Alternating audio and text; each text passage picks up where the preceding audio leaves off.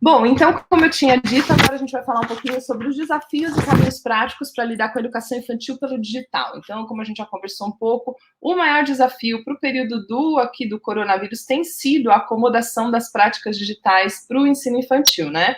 Então, apesar do contexto digital constar duas vezes nas competências gerais da educação básica, a palavra digital sequer aparece na BNCC.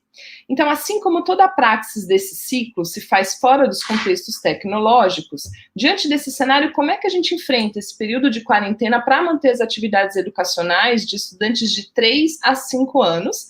E é o que a gente vai conversar um pouco nessa apresentação, né? A gente vai abordar algumas maneiras de atuar digitalmente nessa faixa etária, mantendo o conceito de campos de experiências que é um conceito tão fundamental para o desenvolvimento na infância. Quem vai conversar com a gente sobre isso é a Lúcia Rodrigues Alves. Ela é formada em Letras pela USP, com mestrado em Linguística Aplicada pela PUC de São Paulo. Foi professora da pós-graduação em língua inglesa na Universidade de São Judas e é educadora na área de ensino de língua inglesa e Google Education na nível 2. Ela atua como diretora acadêmica da Seven, à frente dos centros de idiomas desse grupo, na área de ensino de idiomas em empresas e também na Seven Educacional. Ela presta consultorias em programas bilíngues voltados para a educação básica. A Lúcia já está por aí? Sim. Legal. Obrigada, Kelly. Tudo bem. Só antes de você começar, vou só explicar um pouquinho da dinâmica para o pessoal. Então, a Lúcia vai falar com a gente por cerca de 20 minutos e nos 10 minutos finais a gente pode fazer perguntas para ela e que vocês já podem ir deixando aqui no nosso chat. Seja bem-vinda, Lúcia, é um prazer. Obrigada, Kelly. Quero agradecer as escolas exponenciais por estarem dando oportunidade para a gente de conversar um pouquinho sobre esse tema tão sensível que é a educação infantil, né? Ele é um desafio por si só, e assim, a gente vem de uma cultura em que a educação infantil por muito tempo foi vista como um local apenas para entreter a criança, para a criança passar um tempo fora de casa, né? De algumas décadas para cá, isso veio mudando bastante, né, e os educadores cada vez mais entendendo o papel relevante da formação desta faixa etária, né, na construção do sujeito. E como você bem apresentou, né, quando a gente pega ali a BNCC, e o Miguel falou muito bem, né, a BNCC é bastante feliz em vários aspectos no segmento da educação infantil. Apesar da BNCC, em dois dos seus objetivos ali, em termos das competências, falar da competência digital, quando você vai olhar a BNCC da educação infantil, nenhuma vez sequer a palavra digital aparece.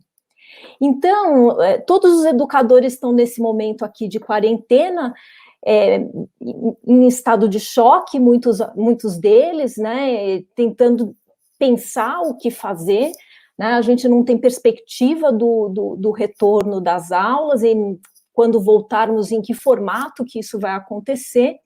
Então, mesmo a educação infantil, a gente está tendo que pensar em como fazê-la acontecer numa educação remota.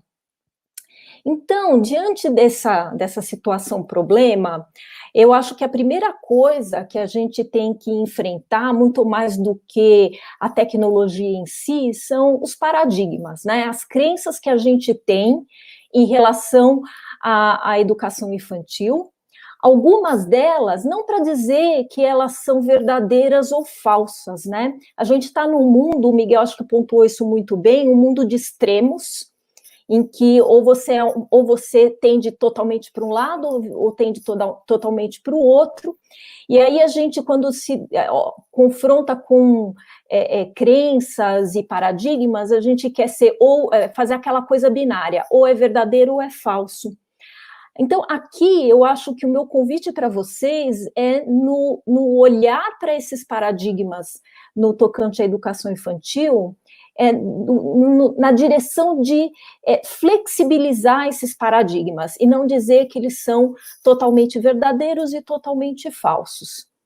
E esses paradigmas, eu separei em 4 itens, né, para a gente repensar, então, e durante esses 20 minutos a gente vai falar sobre esses 4 itens. itens. Então, o primeiro é a crença de que a criança de 3 a 5 anos não tem atenção suficiente para uma atividade online, né?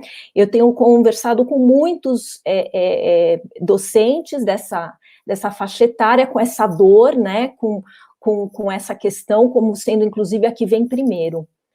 Depois, é o paradigma de que a criança de 3 a 5 anos não tem competência digital para dar conta de uma atividade online, né, que ela não vai saber ligar o computador, que ela não vai saber abrir a aba, ligar o link, né, clicar ali no link para abrir a câmera e coisas desse tipo. O terceiro paradigma tem a ver com a questão dos campos de experiência, né?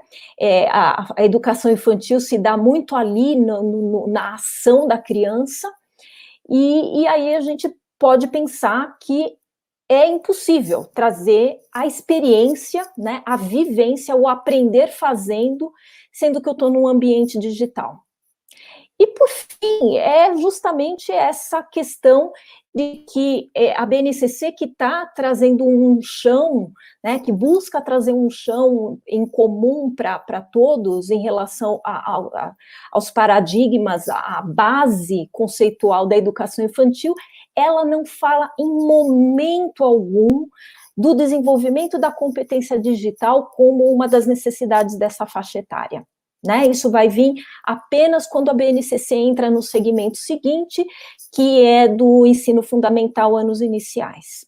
Então, se é assim, o que deveríamos fazer? Realmente vamos entrar nisso, né, nessa questão do digital? Bom, então, indo para o primeiro paradigma, né, de que a criança não vai ter atenção para o online. Então, de novo, né, gostaria de pensar que aqui a gente está tentando flexibilizar esses paradigmas.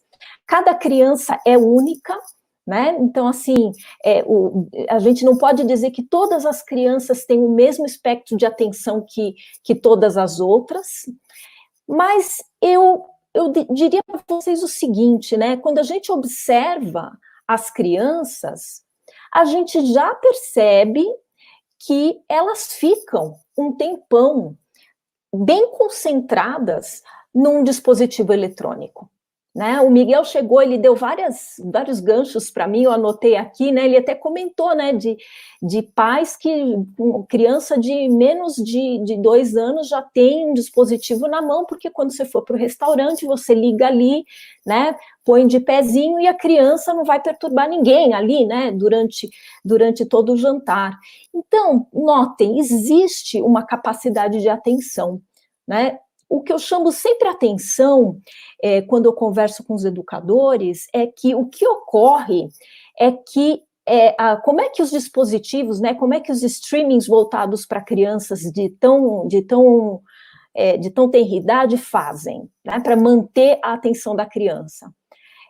Eles fazem desenhinhos, né, historinhas muito curtas. Então, cada desenho, se a gente pegar lá a Peba, né, o Bita, todos esses desenhos dessa faixa etária, eles são de 3, 4 minutinhos no máximo, e daí já muda. Então, eu acho que se a gente pode aprender com o entretenimento, como que a gente faz uma educação para a educação infantil no online, é de que a gente precisa fazer combinações adequadas, né? A gente precisa pensar em coisas mais curtas, né? Então, eu tenho observado algumas escolas trabalhando com aula, né? Então, a criança pequenininha entra ali e a escola monta uma estrutura que a criança loga no computador, ali na conta da aula, no Zoom, no Hangouts, no Skype, seja lá qual for a ferramenta que está usando, e fica ali, e a professora tensa daquela criança não se perder, porque vai ficar 3, 4 horas ali, né, no online. E realmente, se a gente usar de novo o exemplo dos desenhos, né, dos desenhos das crianças, que são muito curtinhos, a gente tem que pensar que não dá para fazer uma aula tão grande, né? A gente tem que fazer 40 minutos com intervalos, né? Mesclando apresentações e atividades, né? Momentos em que a criança assiste, momentos que a criança faz, né? E assim, o Miguel também pontuou isso, né? Aproveitar esse online para músicas. E não é porque é online que eu não posso fazer atividades numa massa, né? Então, assim, tudo tem a ver com a combinação que nesse momento que eu estou ali com a criança logada ao vivo com a sua professora, dela ter também atividades muito curtas. E essas atividades da aula ao vivo, né, que aí, assim, eu acho que um tempo muito razoável é que esse tempo ao vivo seja no máximo 50% do tempo instrucional, né, não seja mais do que isso. Não adianta deixar a criança das 7 da manhã ao meio-dia ali logada num computador, né? Então, como é que a gente compõe o resto do tempo? Né? A gente pode compor com videoaula, que é um recurso riquíssimo, né, para a criança, inclusive para acomodar situações da família, em que aí eu faço vídeos muito curtos, quase que no esquema dos desenhos, né? Cada vídeo focado em apenas um objetivo. Muitos deles podem ter o viés da contação de história, né? E trazendo o professor, do mesmo jeito que a aula ele leva um monte de coisa concreta, né? Se ele vai dar uma aula sobre frutas, ele leva as frutas de plástico ou frutas de verdade, mesma coisa para a aula online. E que aí a gente faça essa composição de 50%, como eu disse, no tempo, numa aula intervalada, ao vivo, com videoaulas, que o aluno pode até compor e fazer depois, com atividades, né? E aí a gente põe essas atividades conectadas tanto com a aula ao vivo, quanto com as videoaulas, né, num roteiro, formando, inclusive, e preferencialmente um portfólio digital, porque aí cria um sistema, um processo de aprendizagem online para essa criança de 3 a 5 anos. O segundo item tem a ver com a coisa da criança não ter a competência digital, né? Muitas vezes a própria família não tem a competência digital. Então, assim, algumas diquinhas que eu tenho passado que tem funcionado bastante. Primeiro é assim, gente, vamos acreditar, porque a criança de 3, 5 anos tem uma capacidade enorme de aprender, né? Então, o que ele não sabe hoje, daqui a uma semana, possivelmente ele vai saber melhor que o pai e a mãe dele, né? Mas algumas dicas que ajudam na educação infantil é usar sempre apenas uma aba do navegador, né? Não ficar solicitando para a criança entrar em uma segunda aba, usar apenas um dispositivo. No momento em que a professora está fazendo uma contação de história, mostrando como faz um projeto, mostrando alguma coisa em que ela tomou para si, é um momento expositivo, grava aquele momento. Porque também qualquer coisa que der errado, você coloca ali aquele vídeo gravado para a criança poder fazer depois, né? Então tá aqui, deixar as aulas live gravadas, faz ali a trilha, né? Nesse roteiro em que você tem momentos específicos da aula live gravada, para a criança poder assistir ou assistir de novo, as videoaulas, as atividades, tudo organizadinha na forma de um roteiro ou de uma trilha, né? E acreditem, as crianças aprendem, né? Assim, eu tenho um netinho de 3 anos e meio, e é impressionante o que ele faz sozinho, sem ninguém ter ensinado num tablet, né? Imagina com o professor fazendo uma orientação. Então, no começo vai ser, né, a gente está numa curva de aprendizagem, eles também, mas eles aprendem. O terceiro item está relacionado com a experiência, e eu vou dizer, aqui, na verdade, que é o nosso grande desafio, tá? Que é como trazer a experiência, sendo que a gente está no digital. Mas olha, gente, é o que o Miguel disse também, tá? Foi muito interessante ter observado a fala dele antes, porque tem muita coisa que a gente pode fazer, sim, para trazer a experiência? A gente pode usar, no caso da educação infantil, a gente pode trabalhar com imagens, com cores, com objetos concretos. A gente pode pedir para as crianças trazerem esses elementos, tá? Elas selecionarem imagens, elas trazerem coisas coloridas, elas trazerem esses objetos, elas pensarem no assunto da aula antes da aula começar, e elas trazerem contribuições, elas trazerem as histórias, né? Então, se eu estou trabalhando sobre vida marinha, delas terem olhado com o pai um dia antes, qual é o animal marinho que mais chama a atenção dele ou dela, né? Trabalhar com lousas digitais, né? O Jamboard tem sido uma ferramenta muito rica, depois eu vou mostrar aqui para vocês, principalmente para o final da educação infantil, que a gente já começa com alguma coisa do letramento. O Jamboard é muito bom para isso. E, assim, fantástico a possibilidade de colocar livros digitalizados na tela, né? Tanto o livro para uma contação de história, quanto o livro da aula, né? Então, hoje a maioria das editoras estão disponibilizando em formato digital os seus materiais para que a gente traga, né, essa possibilidade.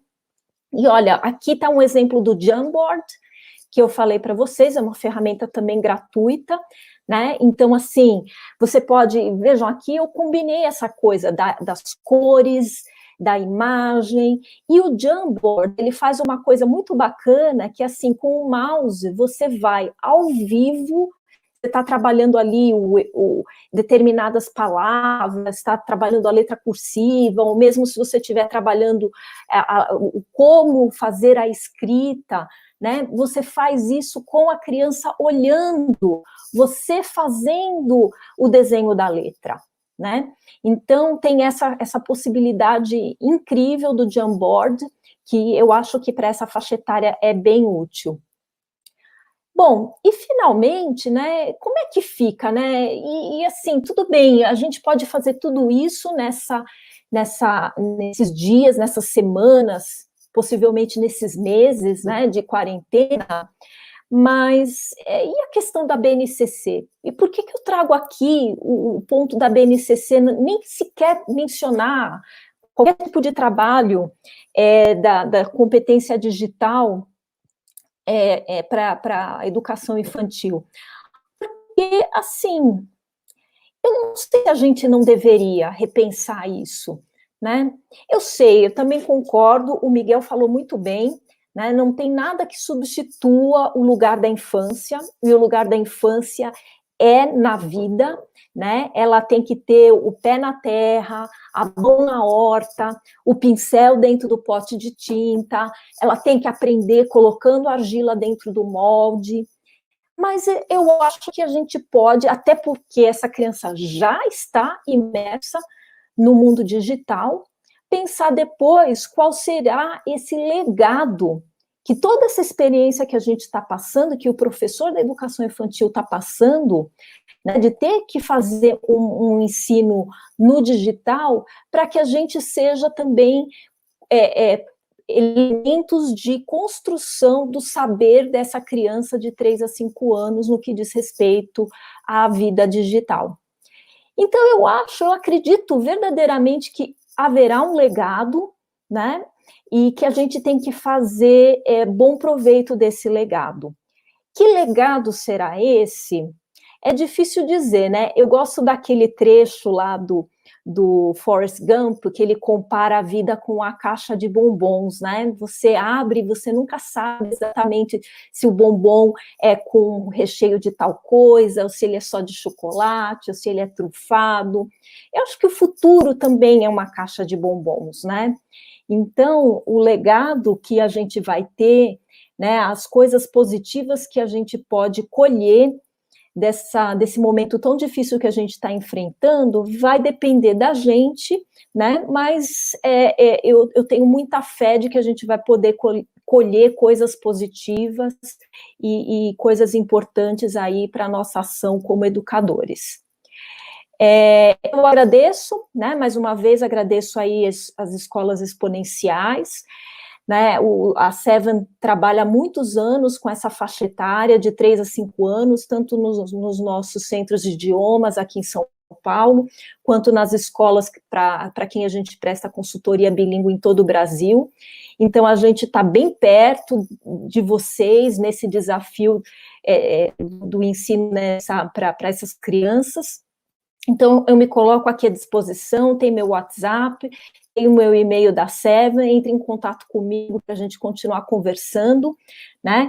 Inclusive, na terça-feira da semana que vem, a Seven vai fazer um webinar em que a gente está trazendo uma pessoa especializada em letramento, e que a gente vai falar de letramento no ambiente digital. Então depois entre em contato comigo pelo WhatsApp, que eu mando o convite para vocês, tá?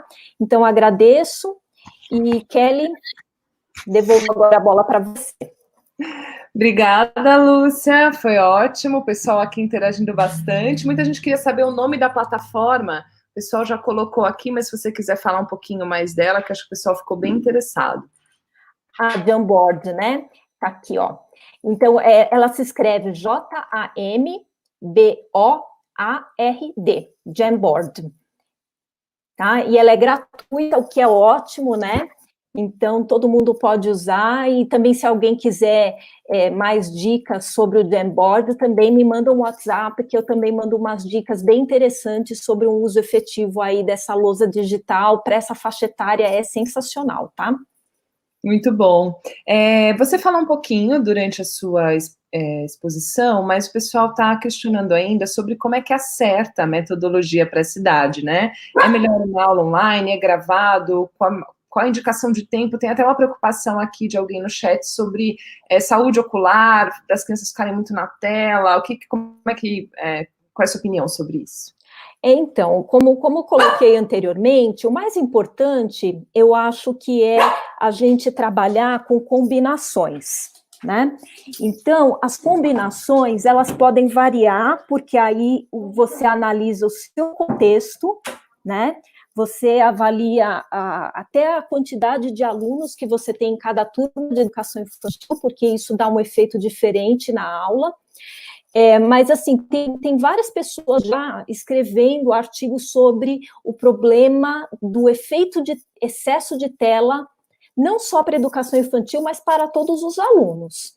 Então, a composição entre aulas live e aulas gravadas para a criança assistir em outro momento é muito importante, porque você dá intervalos, né, nesse tempo de tela. E você também consegue... agora, qual é o grande problema? É a comunicação com as famílias, porque a família está acostumada a ter a criança ali entrando na escola 1h e saindo às 5h. Então, ela imagina que o online, a criança vai ligar o computador à 1h e vai desligar às 5h. E não é isso que a gente tem que explicar para a família, que não vai ser assim, que não pode ser assim, que isso vai causar, inclusive, um cansaço mental naquela criança. Mas que a gente vai fazer as mesmas 4, 5 horas de tempo instrucional, só que dentro de uma combinação, em que eu tenho momentos, sim, com aquela aula ao vivo, com a professora, momentos com uma videoaula, que a criança pode fazer depois, que ela pode fazer aí fazendo uma combinação com intervalos, e momentos que, assim, a professora pode até ficar conectada, e a criança logada, mas a professora vai falar, agora coloque o computador do lado, e sabe tudo aquilo que eu pedi? O papel, a caneta, o lápis de cor, isso aqui, agora você vai fazer esta tarefa, este projeto. Então, o computador até está ali, mas a criança já não está mais mergulhada na tela, ela está fazendo alguma coisa ativa e analógica, digamos assim. Legal, ótimo, o pessoal está elogiando bastante aqui tua participação, Lúcia, falando que você trouxe novas perspectivas, isso é muito bom. Agora não sei se vou te colocar numa saia justa, mas tem uma pergunta aqui sobre o que fazer com as crianças de 0 a 3, né? A gente sabe, a Organização Mundial de Saúde não recomenda o uso de telas né, para menores de 3 anos, você falou, enfim, dessas limitações, acabou de dizer sobre o quanto essa, né, deixar híbrido é importante, mas como é que eles, né, existe alternativa para a escola trabalhar neste momento com esses tchutchucos? Olha, então, com esses pequenininhos, assim, o que eu tenho visto dar certo é o trabalho de roteiro de atividades, portfólios digitais, em que o roteiro, ele gera um fazer daquela criança. E a mãe, o pai, o responsável educacional, registra aquele fazer por meio de uma imagem ou de um pequeno vídeo, né? A criança, ela pode ser tchutchuca, mas, gente, eles sabem o que é uma selfie, tá? Eles pegam ali e eles sabem. E no que você constrói um portfólio digital, você está criando ali a história daquele fazer. Então, é importante ter um roteiro organizado com esses pequenos fazeres, os registros, e que você tenha, escolha um local para que o pai que está aí, né, envolvido no processo com essa criança tão pequena, ele consiga não se perder no roteiro, porque muitas vezes começa a chegar tanta coisa, né? Às vezes vem por e-mail, coisa impressa, que quando o pai olha, ele já não sabe mais o que era para ter feito primeiro, o que era para fazer segundo. Tem uma ferramenta que trabalha com crianças assim, até ela é indicada para crianças até 10, 11 anos. Então, você pode usar desde ali do mini maternal até o final do Fundi 1, que se chama Class Dojo. Então, é ClassDojo. Ela é uma ferramenta que cria portfólios digitais. Então, o professor, ele vai lá, ele parece um Instagram. Então, o professor coloca lá no Stories o que é a atividade para ser feita, a família realiza com a criança, bate uma foto como no Insta, e sobe a foto, e aí, assim, o que é bacana numa ferramenta de portfólio digital como essa, e o ClassDojo eu sempre recomendo, porque ela é também gratuita, é que quando acabar a pandemia e que as aulas presenciais voltarem, é um instrumento que pode ficar para depois, para continuar a ser usado. Que aí o professor pode fazer o registro desses momentos, tanto na aula presencial, o pai durante atividades que a criança faça em casa, né? O professor pode continuar colocando, as videoaulas podem ser implantadas na sequência do ClassDojo. Então, eu trabalharia com crianças muito pequenininhas, com uma trilha de sequência de coisas para fazer que eu registro via imagem. Então, a criança vai pintar, eu bato a foto dela pintando. Ela está cantando uma musiquinha, eu faço lá um vídeo de 10 segundos com ela cantando a musiquinha. Porque depois você mostra para a criança também consegue ler a narrativa do processo educacional dela, né? Ela é pequenininha, mas ela está aprendendo sobre tudo na vida e no mundo muito mais do que a gente até.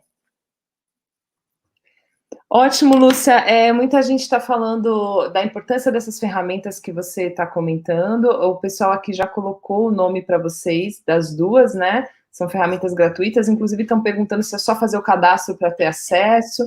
E para você repetir novamente, a gente já colocou aqui, mas repete novamente, e a gente já vai colocar o contato da Lúcia.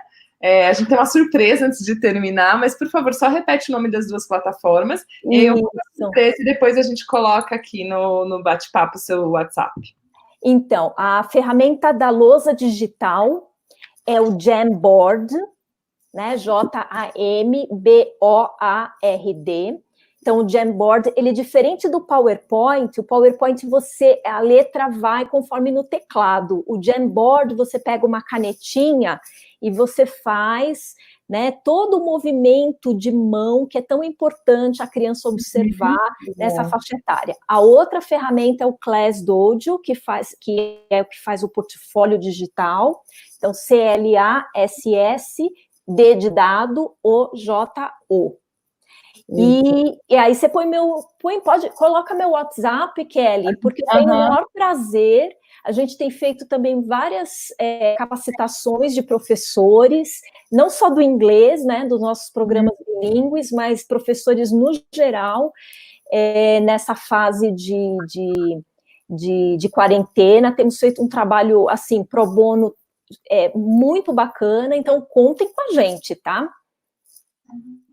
Ótimo, a gente já está colocando aí o seu telefone. Então, para contribuir ainda mais com todas as escolas participantes aqui, então a Seven Educacional vai sortear um treinamento online, ao vivo, né? Sobre como montar uma videoaula eficaz. Então, todo mundo que se inscreveu aqui, vai lá depois, a gente vai mandar aqui para vocês como é que vocês fazem para participar do sorteio. Então, é um treinamento interativo e exclusivo, né, enfim, para os educadores, para os diretores e para toda a equipe ficar ainda mais preparado, né? Vão ser 3 escolas sorteadas, o pessoal já colocou aqui no chat o link para vocês se inscreverem no sorteio. As inscrições vão até dia 14, então não pode comer bola, tem que correr para fazer, que o sorteio vai ser feito no dia 15, que é o mesmo dia que vai ser divulgado. Para participar do sorteio, vai ser aceito apenas uma inscrição por escola, e aí vocês já podem se inscrever. O pessoal já colocou aqui, ó, os contatos já estão aqui no nosso chat, e também o link para o sorteio. Tá bom? Fiquei muito agradecida, Lúcia, muito obrigada pela sua contribuição, a gente gostou demais. Já quero aplicar na minha casa com a minha pequena de 3 anos. Obrigada, gente. Muito obrigada, um abraço, obrigada aí a Seven pela parceria e confiança. Até mais. Obrigada.